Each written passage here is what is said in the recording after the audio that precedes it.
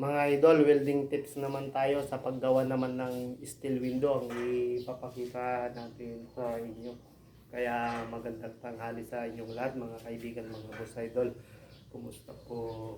Kumusta kayong lahat dyan? Kaya halika kayong muli, samahan nyo ako. Ipapakita ko naman yung mga ginagamit naman sa pag-assemble ng steel window o mga bintano. Kaya tara mga kaibigan, mga boss idol, samahan nyo.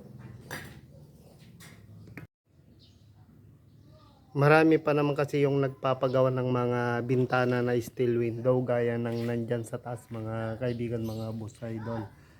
Ayan, yung mga bintana sa taas na yan, steel window yan. Dito naman sa ibaba, sliding itong mga to. Kaya ang ipapakita naman natin, yung paggawa naman ng mga steel window, yung mga materialis niya, yung mga pangunahing ginagamit. Mga kaibigan, mga boss idol, tayo ang pangunahin nating ginagamit ay gumagamit tayo ng Z-bar.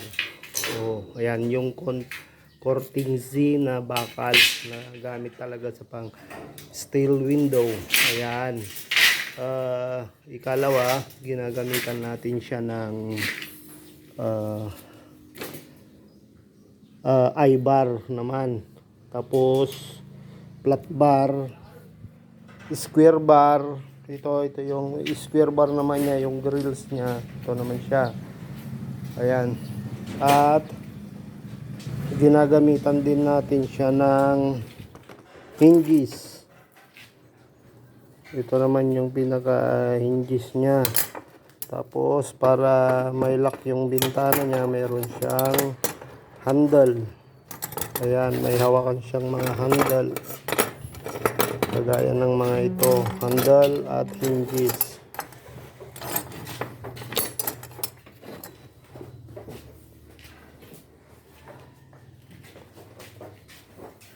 Ayan, bago natin nabubuo yung isang steel window, nagpre-frame muna tayo ng square. Kung ano yung sukat niya, kinakat natin siya ng 45.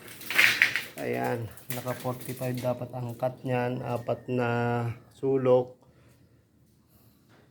Ayan. Tapos ayan, tapos dinidivide natin sa may taas naman niya yung kung mayroon siyang header.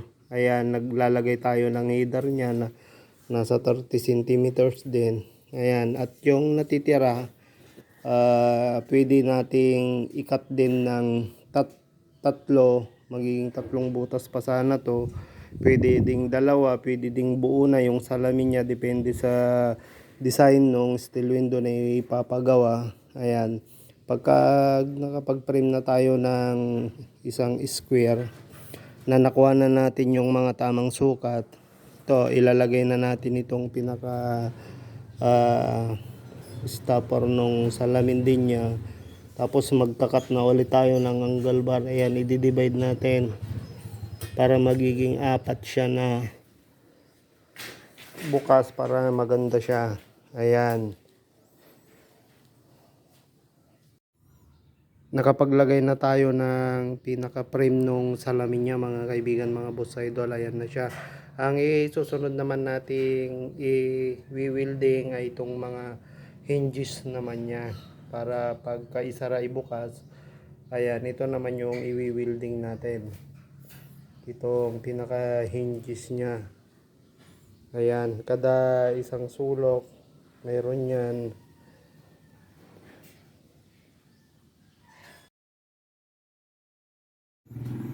Ayan, nakapaglagay na rin tayo ng square bar niya na design sa may fixed glass. Tapos nailagay na rin natin yung handle. Ayan, 4 na ano yan, bukas. Tapos may handle na, bukas na yung ano niya, pinaka design niya. Square bar na lang ang design niyan mga kaibigan, mga boss idol. Kaya thank you for watching. Magandang hapon sa ating lahat mga kaibigan, mga boss idol. Ngayon naman ipakita na natin yung natapos nating steel window na sinimulan natin kahapon. At na kapag primer na rin tayo para maipakita na natin yung pinaka-design ng ginawa nating steel window. Ito na yung natapos na nating steel window. Andyan, mayroon na siyang design na square bar at na primeran naman na natin.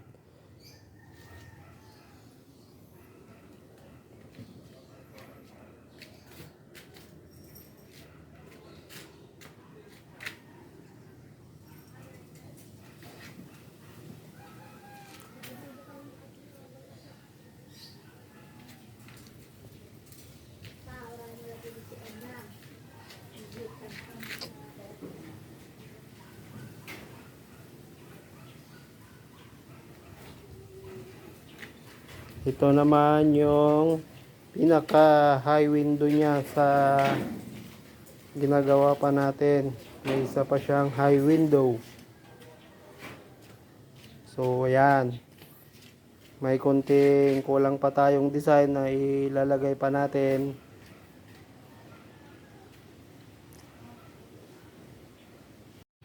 Ito na yung finished product ng steel window natin. Ayan, may isang high window dyan at isang bintana. Yan na rin yung kulay niya. Kaya thank you for watching mga kaibigan, mga boss idol.